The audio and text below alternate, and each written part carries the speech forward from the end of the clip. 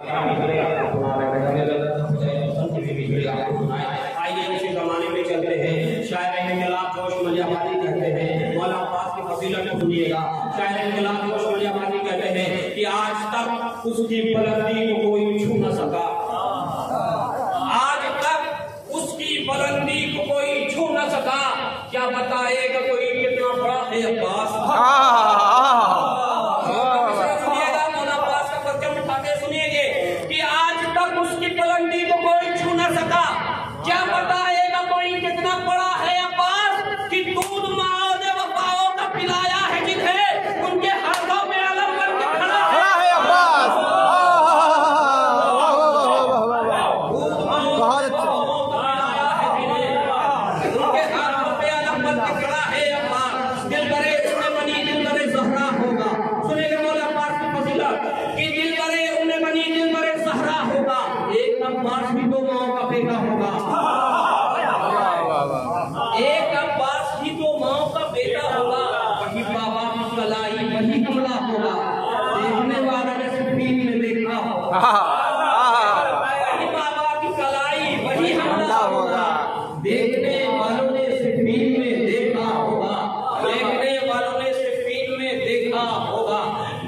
जनाब मौलाना शब तबरेज़ के मिसरे पेश कर रहे थे।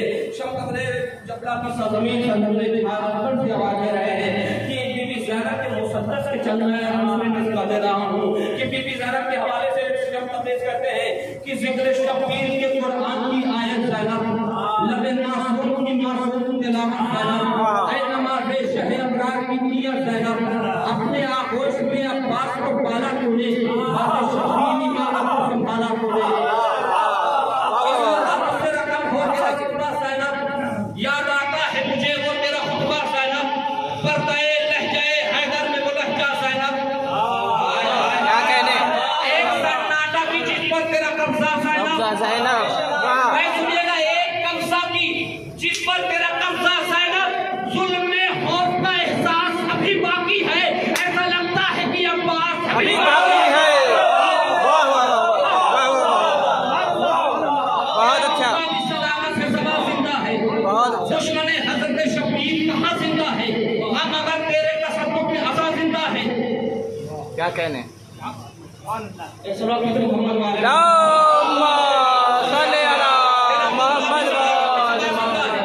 तेरा लहजा भी सलामत है, बयां जिंदा है।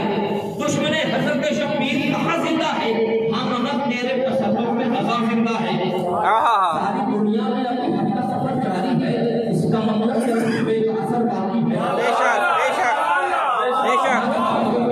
आइए मगर किसी तमहीद के मैं गुज़ारिश गुज़ार हूँ खिताबत के लिए, तकरीर के लिए जो इमाम ज़माना में सलात की खिदमत में की खिदमत में मेरी रोशनी डालेंगे। अली जनाब शाही खिदमत में जानिए वो आए और अपने नूरानी की कुतुब से जोड़ी में और हमारे आवाज़ से बुलंद नारे से वास्ता अल्लाहुम्मा सल्ली अला मुहम्मद व आले मुहम्मद।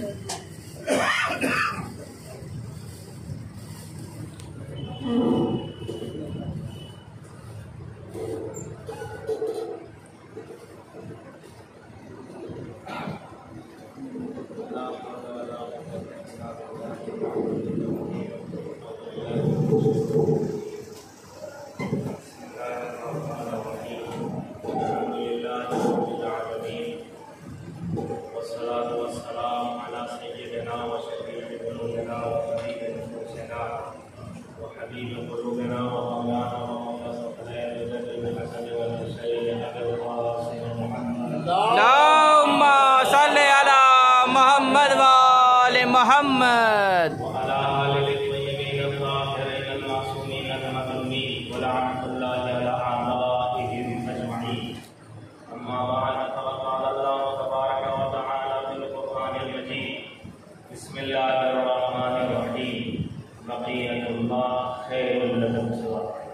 अल्लाहुम्मा सल्ली अला मुहम्मद व आले मुहम्मद। पहले मैं करवा आपके सामने कुछ मालूमात और आपकी तारीखें सुनी है इंशाअल्लाह। ज़्यादा देर नहीं होगा, अपनी बातों को आपके सामने पेश कर कुछ सवाल। तो देखिए, पहली बात यह है कि टॉपिक जब आखिरी इमाम है तो सिर्फ खुशी इस बात पे है कि हम जैसों के इमाम की खुशी इस बात में है। मगर कुछ चीज़ों को जब पेश करूँगा तो थोड़ा सा तवज्जो की जरूरत है। आइए ज़रा गौर-व-फिक्र करें अपनी ज़िंदगी में।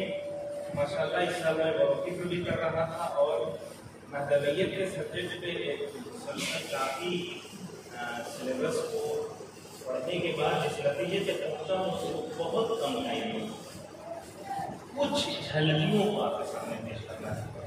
सबसे पहले ये देखें, अपने नफ्स को जोड़ के पूछें, क्या वाकया हम अपने इमाम को जिंदा मानते भी हैं? एक सवाल, इसलिए कि लक़लक़े ज़मानी ये कहता है कि इमाम जिंदा है, अशआर में जिंदा है, महफिलों में जिंदा है, मगर किरदार इस बात की गवाही नहीं देता। अगर इंसान गुनाह अंजाम दे रहा है तो पहले मरहले पे इस बात का कायल है कि इमाम देखते नहीं है। गुनाह का अंजाम देना तो इस बात की दलील है कि वो इमाम को वाक़ई कायल करता है। तो देख, इस पे भी बहस है कि क्या इमाम कायल है या हमारी आंखों के अंदर वो सलाहियत है। बहस है। अपने किरदार को सामने रखिए तो हमारे इमाम के जिंदा होने की आप शब बारात माशाल्लाह मैंने इत्तेफाक से 3-4 दिन पहले एक मजलिस पढ़ी थी जिसको उन्वान ही था तहरीर बात। इस्लाम का कुछ कानून कुछ था और दुश्मनों ने और चाहने वालों ने अपने मिजाज से उसे तब्दील कर दिया।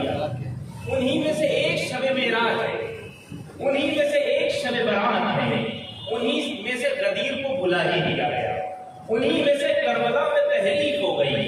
करबला की तहरीक मौला अब्बास मैं सिर्फ एक इशारा कर रहा हूँ।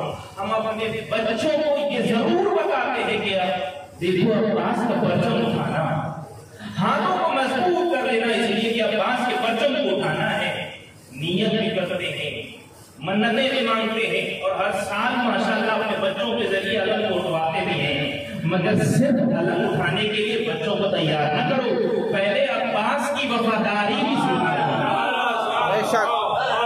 वरना जब तक ये अलग उठाता है तब तक वो अपने आप को वफादार साबित करता है सिर्फ बातों के जरिए, मगर जब बाहर निकलता है तो फिर ये बेवफा।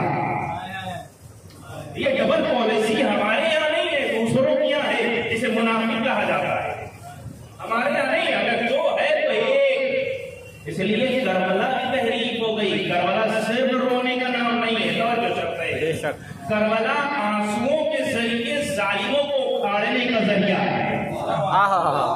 सिर्फ कल तक के यजीद को लानत पढ़ना कमाल नहीं है, आज अपनी जिंदगी से यजीदियत को खत्म करना और समाज से यजीदियत को बेशक बहुत खूब।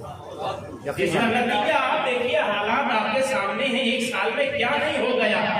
अपने ही में लोगों ने कुरान का इनकार किया। कल तक कहा जाता था हस्बुना, कम से कम वो तो कुछ बेहतर थे जो कह रहे थे हस्बुना किताब अल्लाह। मगर आपने घर में पैदा होने वाले शिया खानदान और उसमें वो क्या बोल रहा है, सलात पढ़े अल्लाहुम्मा सल्ली अला मोहम्मद व आले मोहम्मद।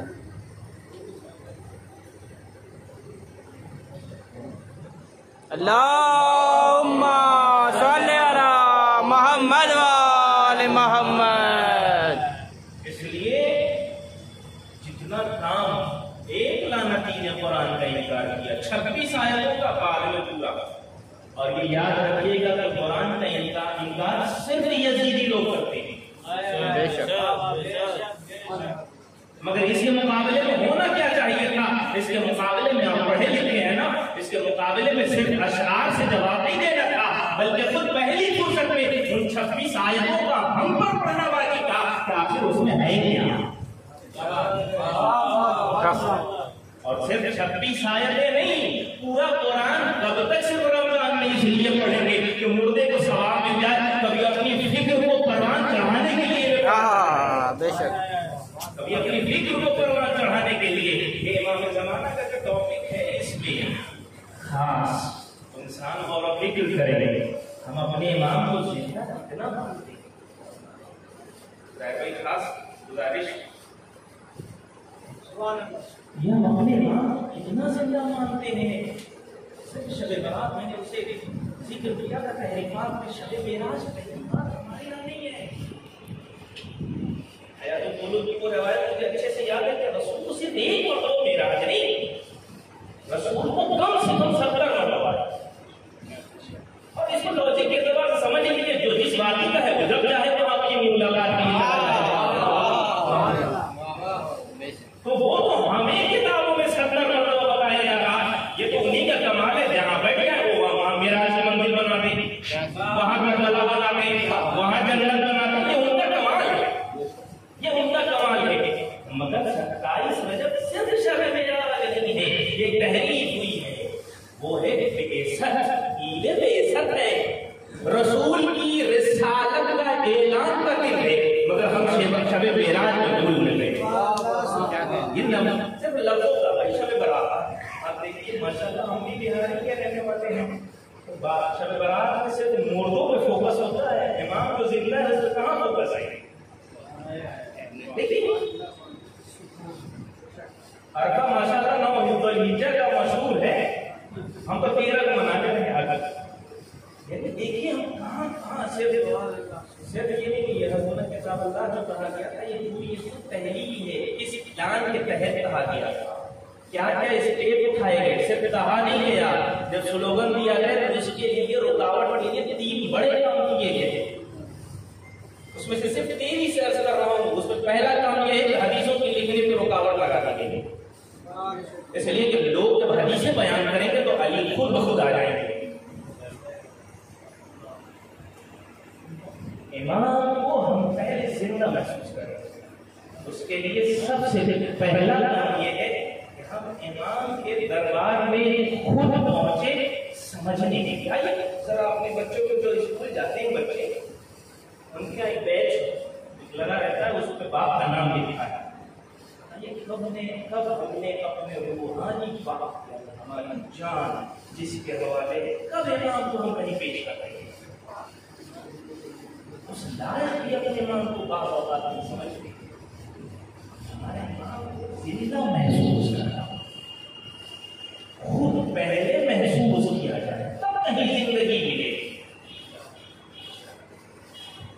कभी गौर फिक्र कीजिए, हमारे यहाँ एक जुमला कहा जाता है, मैं इसकी इस्लाह करना चाहता हूँ। मैं अपने उस्ताद के वसीले से, उस्ताद सैदी साहब जो इस बात पैदा करके थे सब्जेक्ट में दिया लिस्ट, उनके हवाले से मैं कर रहा हूँ। हमारे यहाँ क्या कहा जाता है, 14 मासूम की नजर दीजिए, कहा जाता है ना। पहला सवाल ये है, क्या जिंदगी की नजर होती है? सवाल है, वो तो बच्चे कराना चाहता हूँ। जिंदगी की नजर होती है, जिस तरह से 13 मासूम दुनिया से गए, वैसे मेरा आखिरी इमाम नहीं गया है। अब यहाँ क्या होना चाहिए, इसका राय हल ये है कि हमें ये कहना पड़ेगा कि हम आखिरी इमाम की नयाबत में 13 मासूम की नजर दे रहे हैं।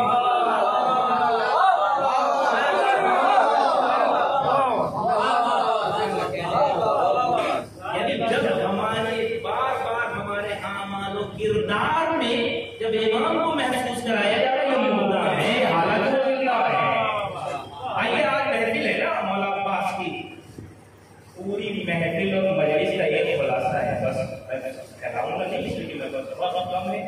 पूरी मजलिस जिंदगी की महफिलों का सिर्फ एक खुलासा है। हर मजलिस, हर महफिल का एक ही नतीजा होना चाहिए। वो नतीजा ये होना चाहिए कि हमें सिर्फ अली की जिंदगी तक महबूब नहीं है। अब देखिए हमारी मजलिसों और महफिलों को खुलासा किया जाए, मौला अली के फजाइल तक महफिल में थोड़ी सी मेहनत होती है करबला, और इसके बाद चौथे इमाम, पांचवें इमाम, छठे इमाम, सातवें इमाम कहीं है ही नहीं। तज़किरा देखिए कहीं। बहुत से लोग मौला अब्बास, मौला इमाम हुसैन सबके वाक़ियात जानते हैं, मगर ये 11 इमाम जो आए हैं, ये 13 मासूम जो आए हैं, ये सिर्फ इसलिए है कि इनको हम नमूना बनाए अपने इस इमाम को फॉलो करने के लिए।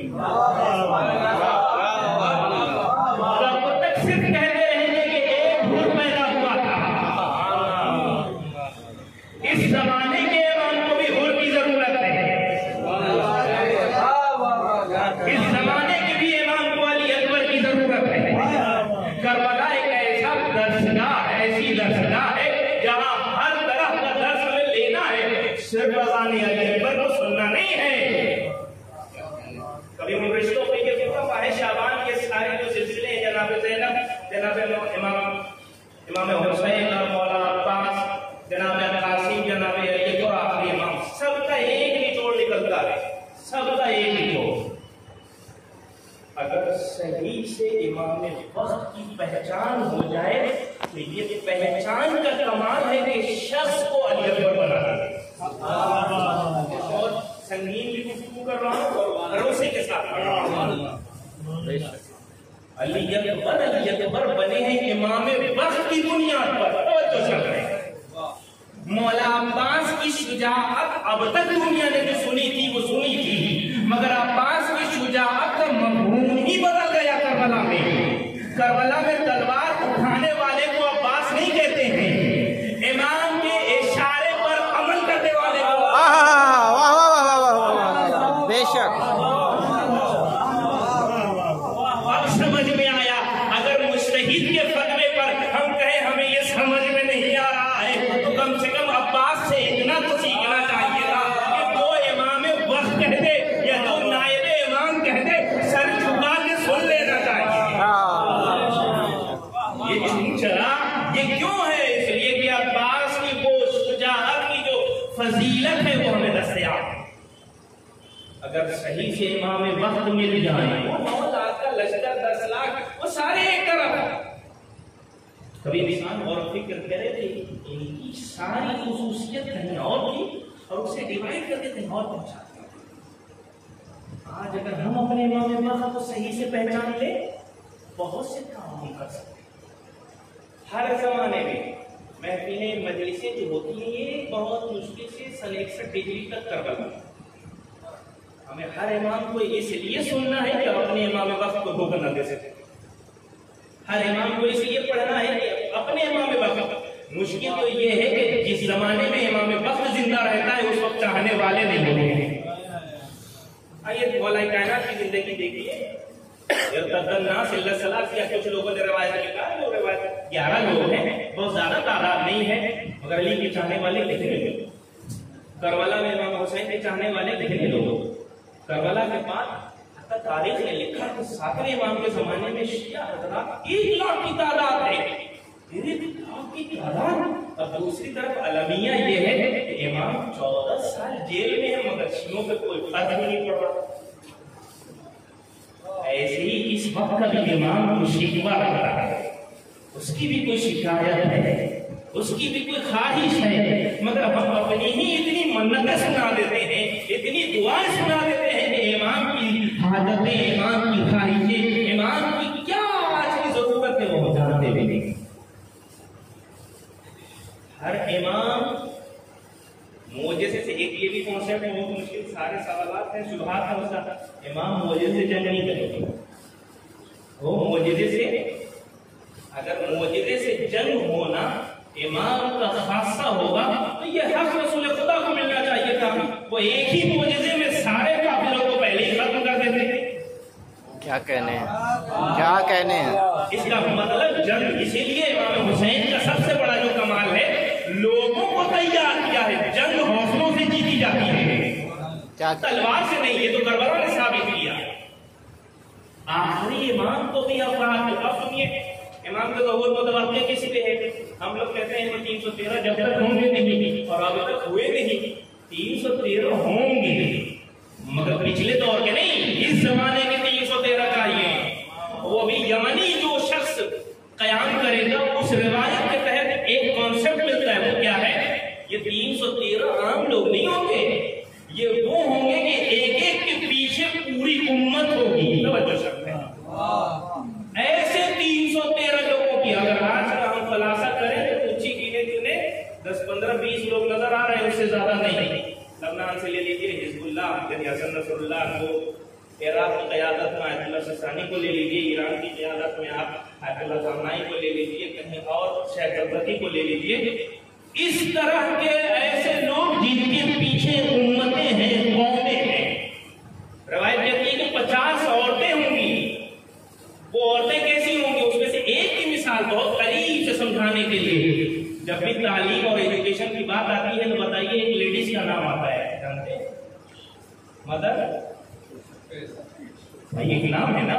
इस तरह की 50 औरतें जो खुद एक रहबर होंगी अपनी पूरी उम्मत की। जो औरतें अपने बच्चों से सही दीन न बना सके वो कौम की रहबर बना सकें। क्या कहने, आज हिजाब पे इतना खतरनाक मामला चल रहा है, कुछ नहीं। अगर माए पर्दा करने लगे बेटियों को कहने की जरूरत नहीं है। क्या कहना, बेटियों कहने बेटी आपको तरबियत औलाद में यही है ना। 8 साल तक बच्चे सिर्फ कॉपी करते हैं, अब्बा झूठ बोलेंगे तो बेटा भी झूठ बोलेगा। जो सिखाना है सिखा दीजिए। और माशाल्लाह ये दुनिया दुश्मन जानता है ना, इसीलिए 8 साल के बच्चों के लिए जितने गेम बनाए जा रहे हैं अपने बड़ों के लिए नहीं है। बड़ों को टाइम नहीं है जितने बच्चों, इसलिए कि यही सादा सहन है। छत में ये बात तो हमेशा काम आएगी। अब देखिए हर एक गेम से एक इशारा कर रहा था। जो गेम है जब जीत जाते हैं उसमें भी इसराइली बहुत प्रोडक्ट है।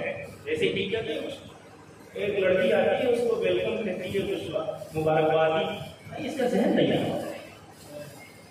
15 साल में सही टाइम में इसकी शादी न करे तो वो बाबा छोड़ कर अपना खुद रास्ता निकालेंगे। इसलिए प्रैक्टिस बचपन से हो रही है। इसलिए खास वो वाक़यात आपके सामने है। जनाबे सैयदा सारे वाक़यात जानती थी, मगर जब भी इमाम हसन आते थे शहजादी पूछती थी, बेटा ये बताओ आज मेरे बाबा ने क्या फरमाया। क्या कहना, अगर आप पैसे वाले हैं तो बच्चे को मोबाइल अच्छा दीजिए, मगर गार्डन भी क्या देख रहा है, क्यों देख रहा है, कहीं ऐसा नौ पैदा करने वाले हमें और उसको चलाने वाला कोगल, उसकी तरबियत कोगल कर रहा है।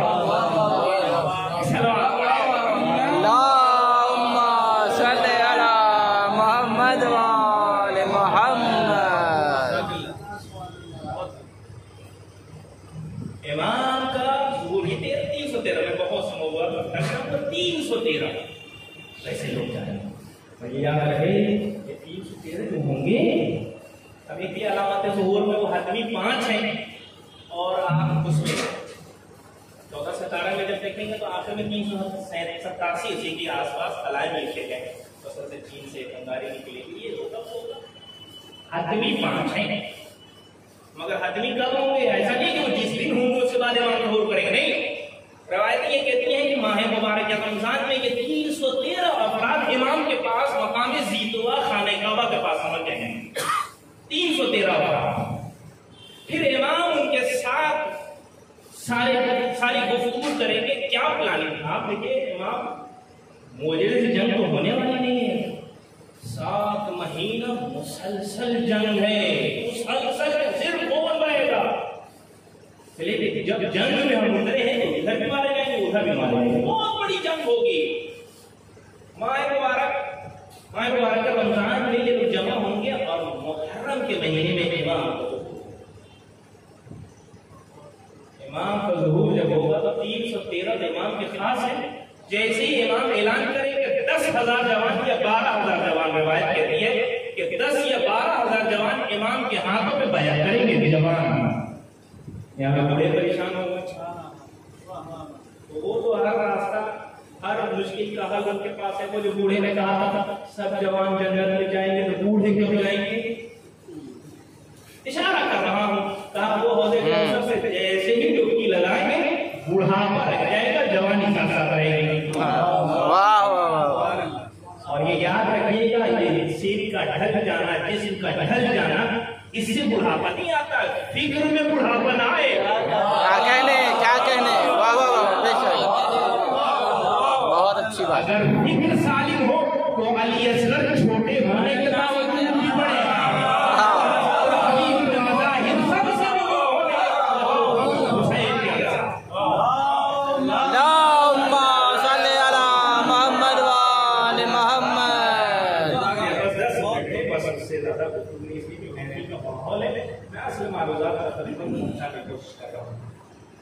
इमाम का ज़ुहूर ये 5 अलामतें जो हैं सह आसमानी, अक़ल जवान, नफ्स ज़किया, ये 5 अलामतें हैं। ये कब होंगी, इमाम के ज़ुहूर के बाद होंगी। ये नहीं कि ये जिस दिन होंगी उस दिन इमाम का ज़ुहूर होगा, नहीं। अब रहा मसला ये कि इमाम का ज़ुहूर असल में 4 चीज़ों पे टिका होता है। अब यही से अपने नफ्स को मतवज्जह करते हैं 4 चीज़ों पे। इमाम आएंगे हुकूमत, जहानी हुकूमत करने के लिए आएंगे ना, जहानी हुकूमत करने के लिए आएंगे।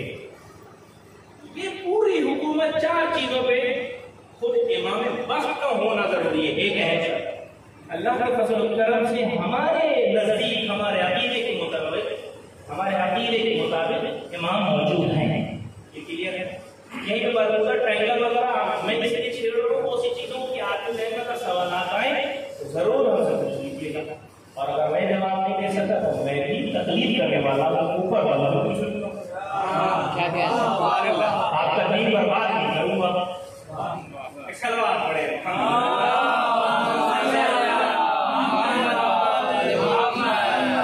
पहले इमाम का होना जरूरी है।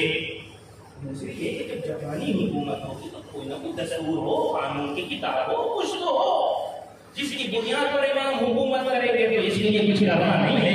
जिस किताब के जरिए रसूल ने हुकूमत की थी, उसी किताब के जरिए इमाम वक्त की हुकूमत करेंगे। उसी किताब के जरिए। वो किताब कौन सी किताब है? वो कुरान है और कोई किताब।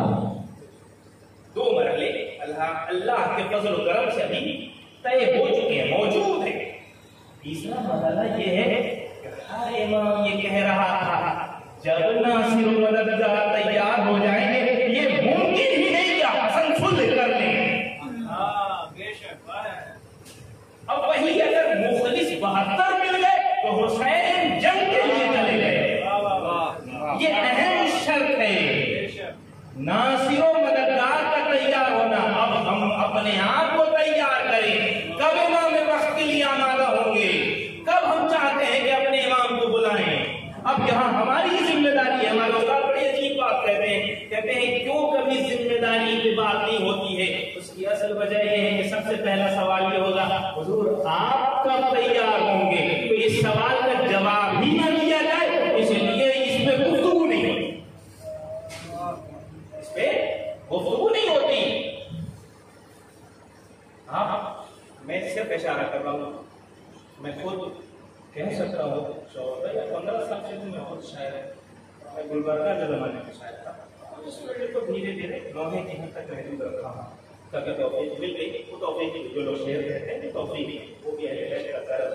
आसान काम नहीं है, मगर सिर्फ ये नहीं, देवल खुज़ाई में जो इमाम वक्त ने 8वें इमाम ने जो हदिया दिया था, अभी पढ़िए किस वजह से दिया था और कब दिया था।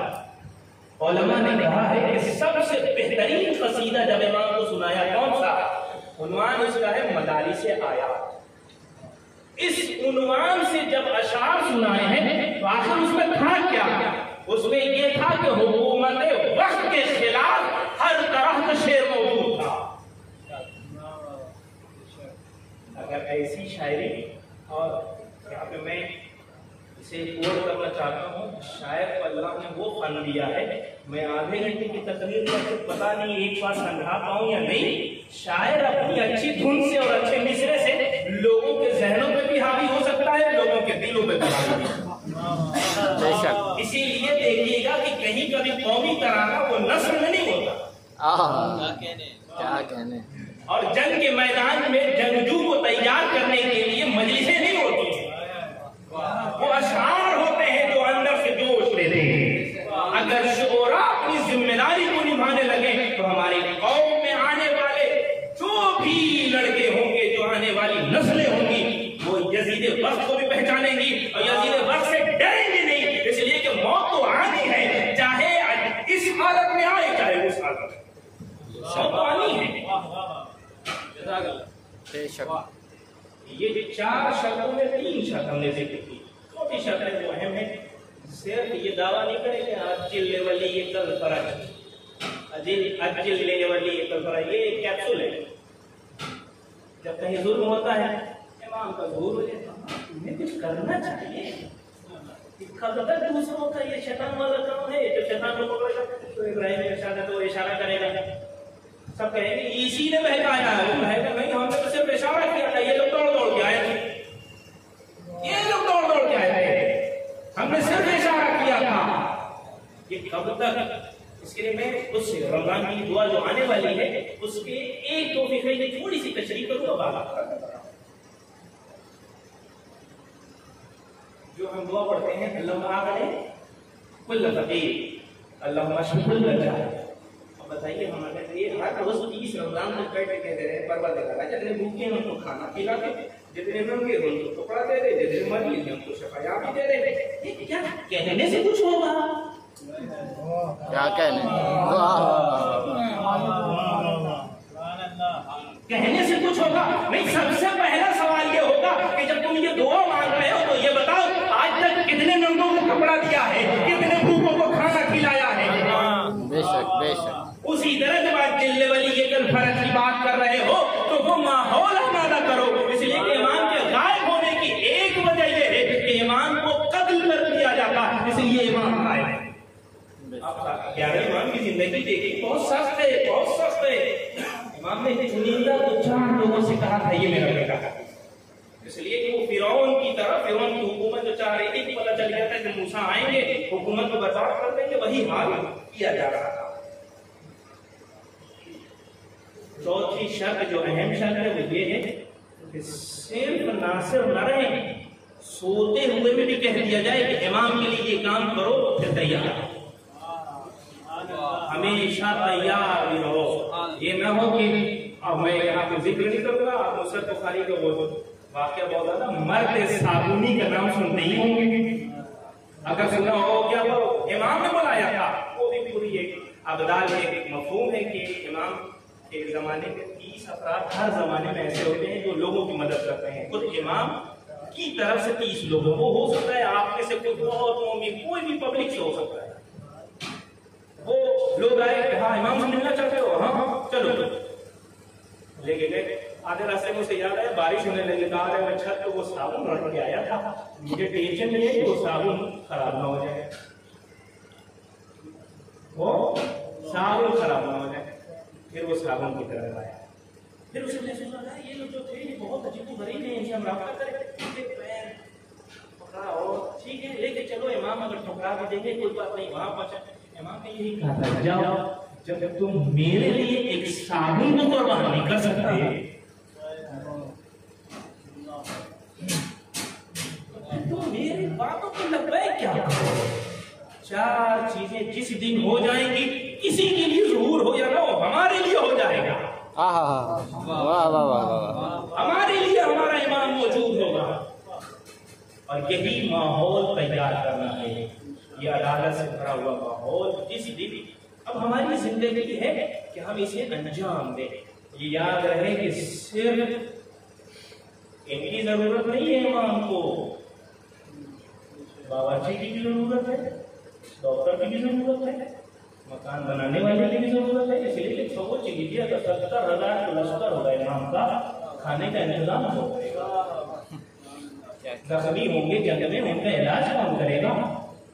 सबकी जरूरत है। सिर्फ ये है कि जिस फील्ड में हो उस फील्ड से इमाम की मदद करो। मैं कभी ये नहीं कहूंगा कि आप इंजीनियर हो, मदरसा खोल दे, मदरसा भी खराब होगा, आप इंजीनियरिंग भी चाहिए, मैं कभी नहीं कहूंगा। हाँ, जिस फील्ड के माहिर है, जिस फील्ड में है, उसी फील्ड से अपने इमाम की मदद कीजिए। जिस मैदान में है उसी मैदान से अपने इमाम की खिदमत कीजिए। आइए मैं आखिर में अपने ही तीसरे के जरिए एक मिसरा था बहुत पुराना, तौबा किए बगैर न नामे माजरत चाहते हैं, बहुत सी मैंने बातें इमाम ज़माना के हवाले से आप तक पहुँचाई हैं, तल्ख भी होंगी, मगर तल्ख क्या करें, यही हकीकत है। अगर आज हम इसके ऊपर काम नहीं करेंगे तो बहुत मुश्किल है। जैसे नजर आ रहा है बहुत दूर दूर तक कयाम की सलाहियत नहीं हमारे अंदर, हम अपनी बहुत सी चीज़ों में फंसे हुए हैं। इमाम के लिए अपने आप को कुर्बान करने का जज्बा नहीं है। बहुत उस मैदान को तैयार करना है जिस मैदान और जिस माहौल के लिए इमाम को तौबा किए बगैर न नामे हुसैन लोग कहा। सब आप छोरा हजरा से गुजारिश है कि इश्क़े ना तज़मीनी का शेर पढ़ दिया मैंने। सारे जहां को हुर ने खबरदार कर दिया, सारे जहां को सारे जहां को हुर ने खबरदार कर दिया। इश्क़े अली से दिल मेरा सरशार कर दिया, मुझको गुलामी में समेत दम्मार कर दिया। और ये शेर देखिएगा, मर्जी खुदा रसूल की उस दम ही मिल गई जिस दम अना के नफ्स को मिसमार। क्या कहने? मर्जी खुदा रसूल की उस दम ही मिल गई जिस दम अना के नफ्स को मिसमार कर दिया, जिस दम अना के नफ्स को मिसमार कर दिया। और ये एक समाज का सवाल है, उसका जवाब सारी मुसीबतों का सबब बस गुनाह है। बिमा का सबब ऐदीहिम, जो कुरान की आयत वैदा असाबतन मुसीबतुन बिमा का सबब ऐदीहिम, ये सिर्फ इंसान की कमाई हुई चीज है जो आज मुसीबतों में गिरफ्तार है। सारी मुसीबतों का सबब बस गुनाह है। हरगिज़ न कहिए रब ने गिरफ्तार कर दिया। सारी मुसीबतों का सबब बस गुनाह है। हरगिज़ न कहिए रब ने गिरफ्तार कर दिया। और तज़मीन का शेर, तौबा किए बगैर न नामे हुसैन लो, तौबा किए बगैर न नामे